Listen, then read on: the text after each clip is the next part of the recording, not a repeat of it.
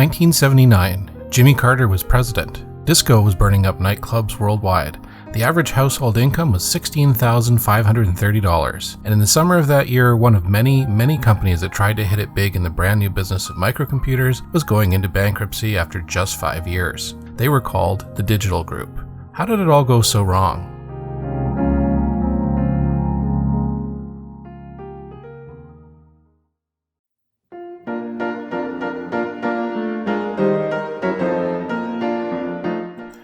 At the dawn of the 1970s, there were no personal computers at all.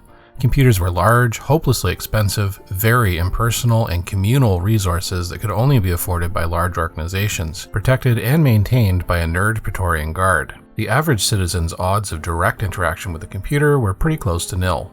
And yet, just a few years into the decade, all of this would change. The advent of the microprocessor suddenly shrunk computers from room size to table size. The possibilities this transformation afforded seemed limitless. Whole communities of like-minded hobbyists, engineers, and inventors sprung up. Groups like the Homebrew Computing Club met and shared knowledge. It was a time of blue sky thinking. There were no rules, no requirement to conform. Everyone had their own ideas about what a personal computer ought to be and pursued those ideas, for better or for worse, with gusto. Everyone that tried had a roughly equal chance of success. More than a few would-be microcomputer moguls saw the revolution that was coming and started their own companies seeking fame and fortune. They created machines that were as individual and infused with personality as their makers. Lots were able to make a living selling designs, kits, and even assembled systems to enthusiastic hobbyists and eventually ordinary folk and businesses. It was a time when virtually anyone with some know-how could aspire to greatness, just like the early automobile makers at the turn of the century. That they were able to do this was due, in part, to the temporary inaction or indifference of some of the big players in technology. Among big names like IBM, there was certainly an awareness that personal or home computers had huge market potential.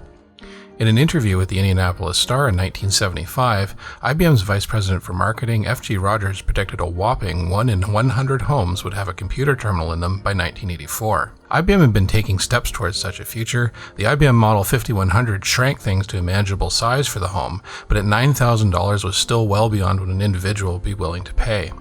Some in the industry were skeptical of the value of the microprocessor, the device that would become the heart of the personal computer.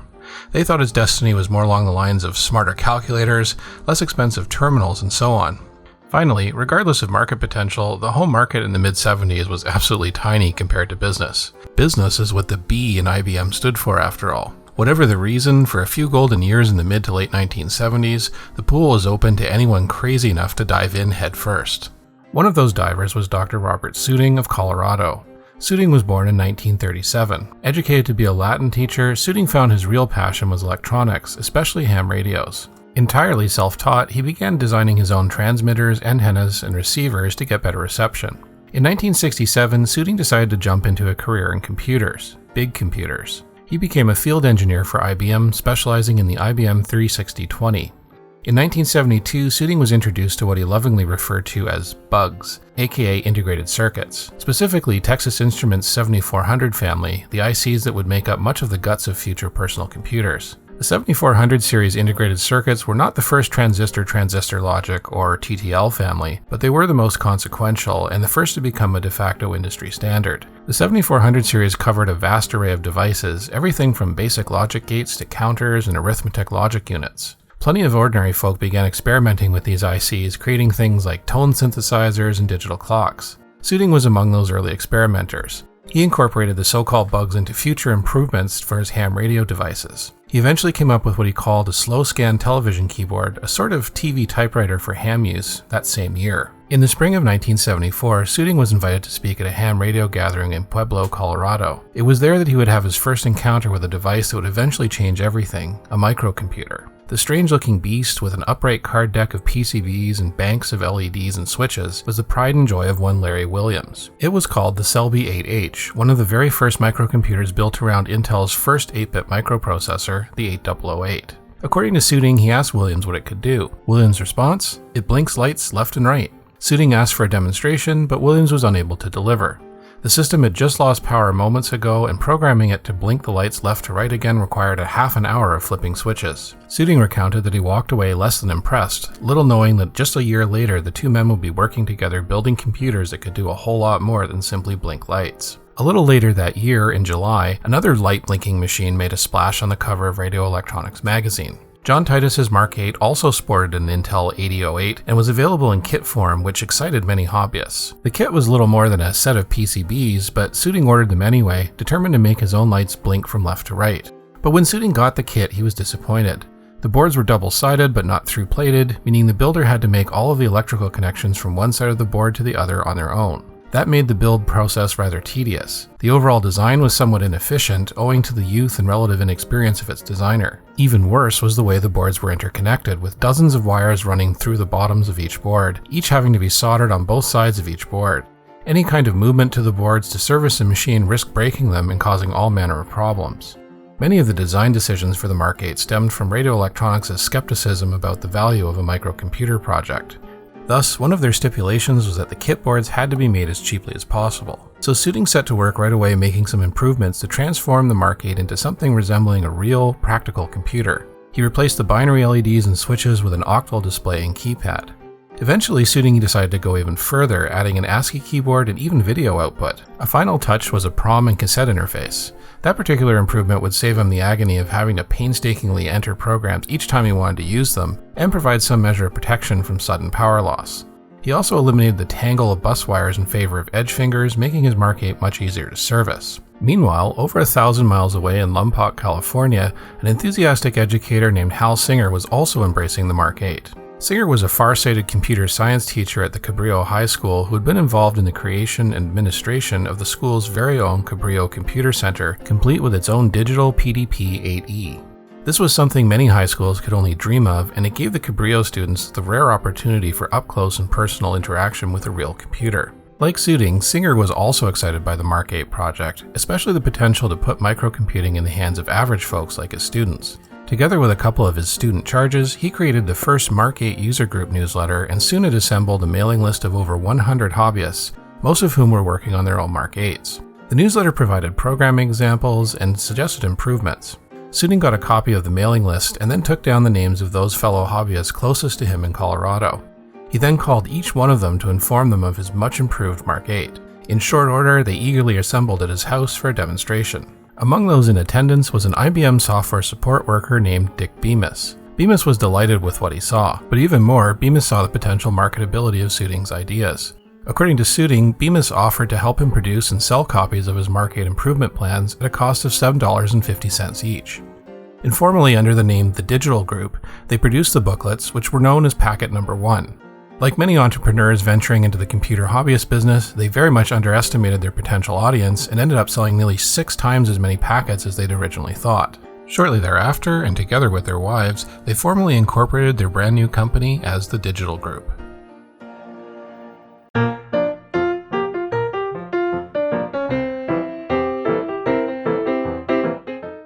The incorporation of the Digital Group wasn't without a little controversy. According to Suding, Dick made himself the majority owner on the basis of his business experience and gave his quote-unquote partner a mere 10%. It was a decision Suding resented but grudgingly accepted. Among the company's first products were PCBs based on Suding's Mark 8 video board design, quite possibly the very first add-on video card available for a home computer. The company leased space in a small industrial building in Denver. Denver was pretty far removed from all the action in the emerging Silicon Valley, but that suited Digital Group just fine. The unusual setting was perfect for a company determined not to do things the usual way. In January of 1975, things were coming up roses for the microcomputer. Popular Electronics featured a brand new, much better designed personal computer produced by calculator manufacturer Micro Instrumentation and Telemetry Systems, or MITS for short. It was based on the new and very capable Intel 8080 CPU. The 8080 used the same basic instruction set and register model as the 8008, but it added a few 16-bit operations as well as a 16-bit address bus, could address up to 64 kilobytes of memory, and was more than twice as fast. The Altair leveraged these advantages into a system that would change expectations around the world in terms of what a microcomputer ought to be and could be capable of. The Altair 8800 caused a sensation and quickly became the world's first successful personal computer. Groups like the Homebrew Computer Club plotted ways to improve it, and demonstrated new tricks it could do. It created plenty of innovators and imitators in its wake, and Dick Bemis, sensing opportunity, wanted the Digital Group to be one of them in a quest to become the next IBM, or at least the next MITs. According to Suding, Bemis approached him with the idea of creating a computer kit based on the Altair bus, later known as the S100 bus, just as companies like Krememco and Polymorphic were doing. Suding, however, had other ideas. He came up with a computer design of his own based on the same Intel 8080 CPU the Altair used, including a fairly generous 8 kilobytes of RAM. But the similarities ended there. The Suding design was a substantial departure from the Altair bus. Suding believed users would value a computer that was easy to upgrade and not rendered obsolete every year or so as new microprocessors came out, reducing their outlays for new hardware. So he designed a bus that was CPU independent. If the user wanted to change to a different CPU down the road, all they had to do was change the CPU board. The rest of the system wouldn't have to go to waste. What would become the Digital Group motherboard had different slots for each type of card the machine took. In addition to the 8080 CPU and 8K RAM board, the design also incorporated an I/O card and a 32-character display card that enabled tape input and output. There were also additional slots at the back of the motherboard for expansion that permitted the user to add any number of future improvements to their system. This new system would be among the very first to feature what would be called a warm boot sequence. With machines like the stock Altair, when you powered up, your computer was essentially like a newborn baby. It had no awareness of anything and couldn't even load up any programs until you manually programmed a bootstrap loader. For input, you had banks of switches, and for output, all you had were blinking lights. The Digital Group system, by comparison, was positively luxurious. There were no blinking lights, no switches to fiddle around with, and you didn't need a teletype or separate and costly terminal either. And he didn't have to live in terror of losing power. The machine had direct video output and keyboard input from day one. When you powered up a Digital Group machine, it was immediately ready to load its operating system, which you loaded via tape. Seconds after you pressed play, your system was ready to do whatever task you wanted to throw at it. An array of professional and amateur hobbyists jumped in to help create software for the new system. Everything from ham radio software, of course, to rudimentary games was on offer. For the user, it was as simple as throwing in a tape and pressing play. The Digital Group machine was a real computer for real people. It was civilized. It brought a capability to your desk that previously had been the exclusive domain of large organizations. Digital Group was soon swimming in orders. Enough that Dr. Suding was able to quit his day job at IBM and put in backbreaking 7-day work weeks building Digital Group systems in his basement, a time he described as the happiest of his life. It was around then that Suding decided to make good on Digital Group's promise of microprocessor independence by bringing out a CPU board for the Motorola 6800. However, Suding soured on the Motorola chips when he found the 6800's dynamic address bus and the static RAM his design used prevented him from debugging via single stepping. Nevertheless, he persisted and the board was offered, although it suffered from poor sales. Soon, however, Suding had another, better chip to try out, the MOS Technology 6501. Suding got an early engineering sample of the new chip, which was pin-compatible with the Motorola chip. With only slight modifications to the 6800 board, Suding was able to get his system working with the 6501. Suding liked the 6501, it was close enough to the 6800 that with some tweaks to the monitor ROM, he could finally debug 6800 software. But Motorola soon sued MOS over patent infringement, which forced the latter to withdraw the 6501 in favor of the non-pin compatible 6502. This left Suding's 6501-powered Digital Group system as possibly the only production computer ever to use that chip. MOS Technology began pushing the 6502 immediately. According to Suding, Chuck Peddle himself and some of his team members visited Suding at his house and made a pitch for using it in his designs. Suding obliged, but like the 6800 CPU board before it, the 6502 CPU board he devised for the Digital Group machine never really sold well. In fact, that would be the fate of many of the Digital Group CPU boards offered, no doubt because each required its own ecosystem of software. In 1976, Federico Fagin, the father of the microprocessor who had designed the 4004 for Intel, formed his own company called Zilog. His team of engineers set to work on creating a CPU that was software compatible with the Intel 8080, but with some added improvements, such as an enhanced instruction set, a better interrupt system, and the requirement of only a single 5-volt power supply. Suding was enthused by the new CPU and immediately cut up one of Digital Group's 8080 boards to modify it for Z80 use. The result was one of the very first personal computers to use the Z80. The Z80 was a much more popular CPU choice for Digital Group systems than the 6800 and 6502 had been, and would go on to power the vast majority of Digital Group systems. But the improvements and innovations didn't stop there. Late in 1976, Digital Group rolled out stylish new shells for their equipment. Painted in two-tone brown, the cases bore the updated logo of the company and gave Digital Group equipment a more professional look. According to Dr. Suding, the thick painted metal cases were sole-sourced and cost Digital Group a fortune to make, something that would create new financial stresses for the company going forward. But boy, did they look sharp. For hobbyists who found the new accoutrements too rich for their blood, Digital Group also offered a low-cost option called the Basic Box. This was just an open-top chassis of bare metal, but it provided a convenient mount for the motherboard, power supply, buttons, and connectors. Of course, if even that was too much for you, there was always a good old sheet of plywood. Another curious innovation was the Digital Group's cassette-based PhiDeck system. The PhiDeck was no ordinary tape drive. Produced by a company called III, this $100 device offered electronically controlled variable speed. There was no earphone or microphone cables to connect, no need for the user to record, play, fast forward, or rewind around their tapes trying to find programs. The PhiDeck provided sophisticated, computer-controlled access to tape storage more akin to a floppy disk in operation than a traditional tape deck. The PhiDeck controller you installed in your Digital Group system could control 1 to 4 PhiDeck cassette drives. If you had a 4-drive unit using 90-minute tapes in each, you'd have access to an astonishing 3 megabytes of information, well beyond what current floppy disk technology allowed, and close to what later hard drives would allow, albeit a little slower. Digital Group advertised that the PhiDecks could access any given file in less than 20 seconds. That was pretty impressive for tape. Initially, Digital Group's PhiDeck system shipped with some basic test software. However, in 1977, a student back at the Cabrillo High School in Lompoc named David Bryant decided to develop a much more powerful operating system for the units.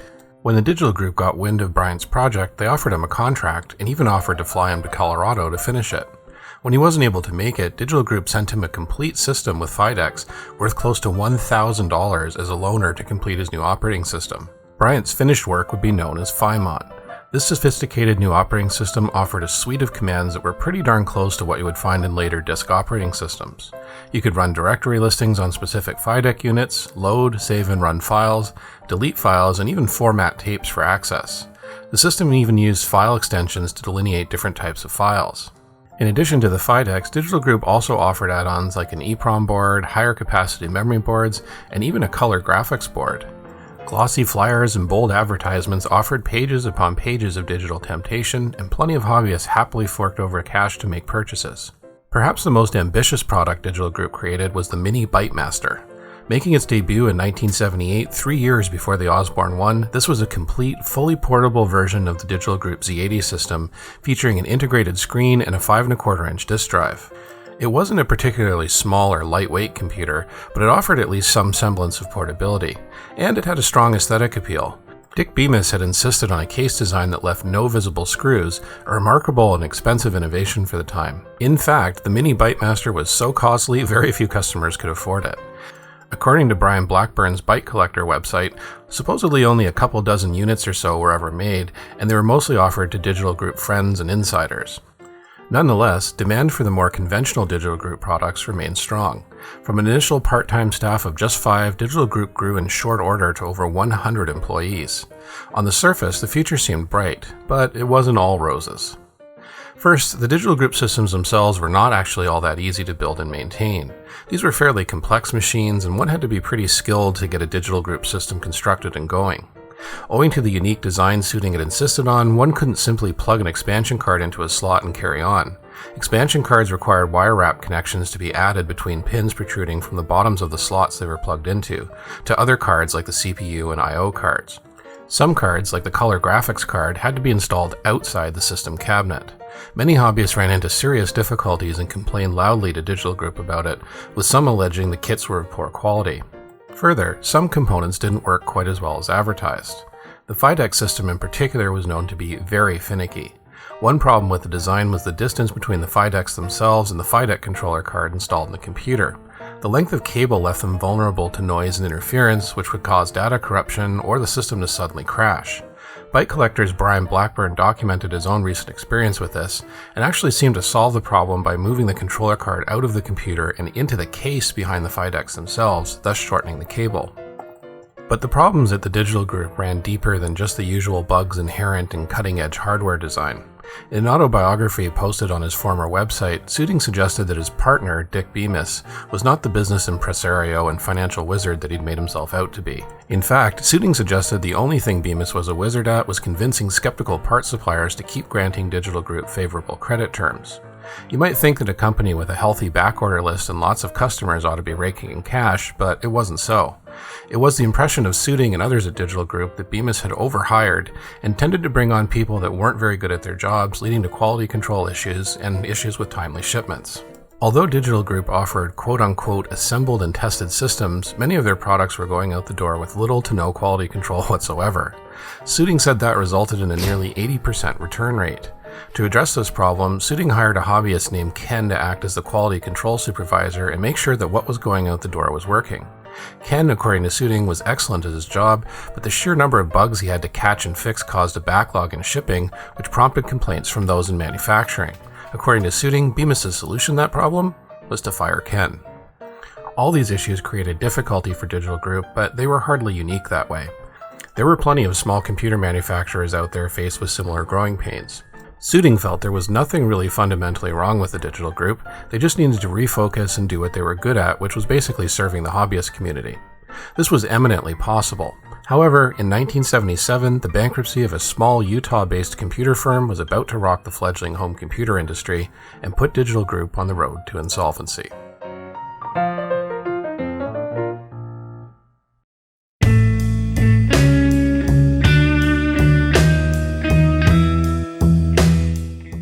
The Utah-based Spear Corporation had been one of many startups to jump onto the personal computer bandwagon in 1975. Their business was much like Digital Group's. Initially, they started producing computer kit boards, but they graduated into producing something that they asserted was the first complete computer system, the Sphere 1. At the time of the launch of this new complete computer system, there was a lot of buzz around the company, and a lot of people were eager to place orders with them. As mentioned earlier, at the time, the majority of microcomputer companies were small mom-and-pop outfits, and they didn't have the kind of financial resources to carry large amounts of inventory. Computer components were expensive, and suppliers were not overly generous with credit terms. Many companies, Digital Group included, had come to rely on the exuberance of hobbyists and their corresponding willingness to pay in full, up front, for their purchases. But when Spear Corporation suddenly and without warning collapsed, it sent shockwaves through the tight-knit hobbyist community. There were rumors of customers having prepaid hundreds of dollars for orders they would never receive. Seemingly overnight, the innocence of the fledgling home computer industry had been lost. Trust began to evaporate. Suddenly, clients weren't willing to shell out hundreds of dollars on the promise of future delivery. They wanted to pay when the product actually arrived, COD. This sudden cash crunch hit an industry replete with small, underfinanced companies hard. Suppliers became even more discerning about credit, creating a pincer effect on many of these businesses. A few far-sighted and/or lucky companies avoided insolvency by selling out to larger players or finding venture capital to expand, but lots of them didn't, and they began dropping like flies. For the Digital Group, the situation was especially acute. The company's failure to pay its bills consistently in the past had long ago dried up any goodwill they had with their suppliers. Their creditors were anxious. To stay afloat, Bemis continued to find new suppliers willing to offer credit terms. Digital Group also had to resort to a borrow from Peter to pay Paul approach for order fulfillment. They would take cash from the few hobbyists still willing to pay in advance and use that to fill out one of the back orders for a client who didn't. Orders were filled out slowly and at times erratically. It was an unsustainable practice that only served to build up back orders and annoy clients with long wait times. Eventually, those customers began looking elsewhere. Finally, the very thing that made Digital Group unique, its CPU-independent bus design, perhaps was more of a hindrance to sales than a help. Although computer making had been kind of a cottage industry in the beginning, by the late 70s it was becoming big business, just as IBM had predicted. As a result, the industry began to consolidate. Although the Altair 8800 had decidedly lacked in pizzazz at the beginning, its more easily expandable 100-pin bus design caught fire and created legions of third-party hardware makers and even full-blown S100 computer makers. Customers wanted to be where most software and the widest available array of hardware was. Further, the advantage of CPU upgradability was offset by the fact that your existing Digital Group software would not run on whatever CPU you changed to. According to Dr. Suding, Dick Bemis was well aware of the problems Digital Group was facing. Bemis tried first to find a buyer for the Digital Group. In his website post, Suding recounted seeing the occasional black executive cars pulling up with would-be purchasers, but none were interested.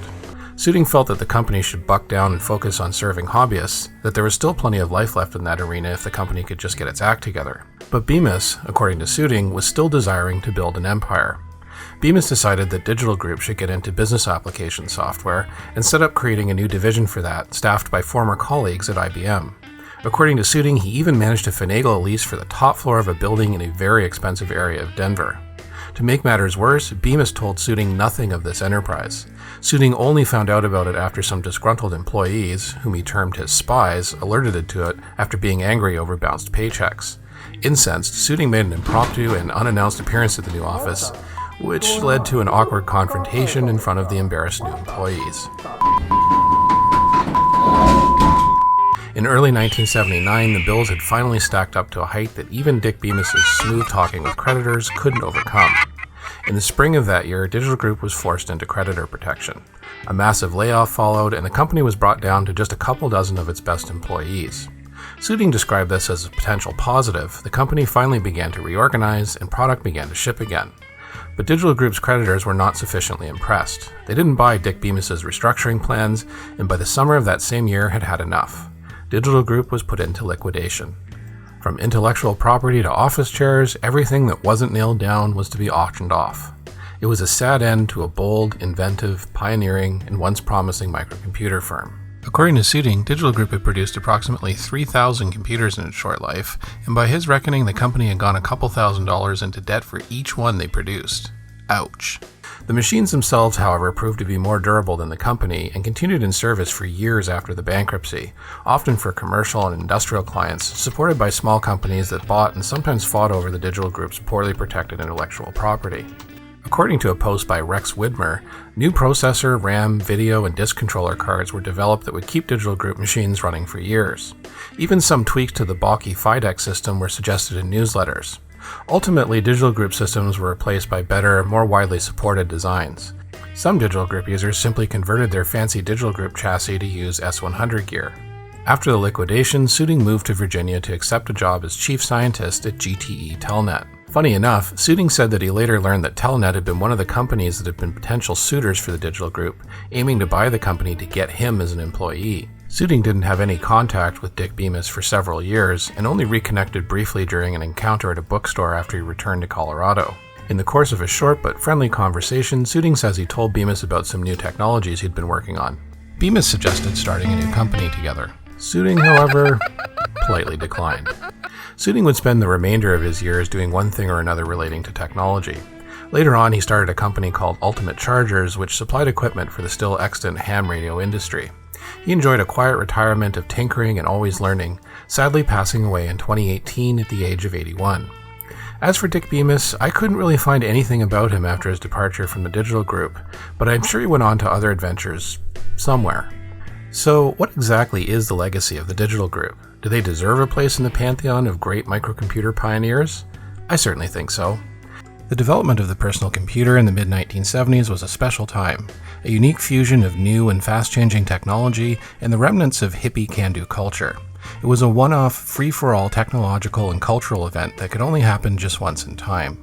Digital Group didn't ultimately become a success story for the ages like Apple or Commodore, but Digital Group was hardly unique in its failure. Indeed, that was the fate of most of the pioneers. But that doesn't mean that they weren't consequential or influential. Digital Group did give us some legitimate firsts, like the video card Dr. Suding devised for the Mark 8.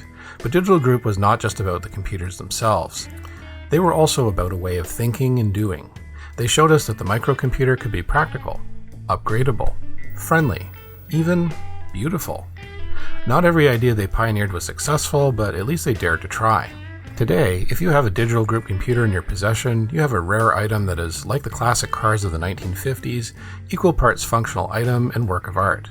A machine with an individuality that has largely been lost in the stultifying conformity of our present times. It is a witness to history, a survivor of a lost world. I've had a Digital Group Z80 in my collection for years now, and it's easily one of my favorite pieces.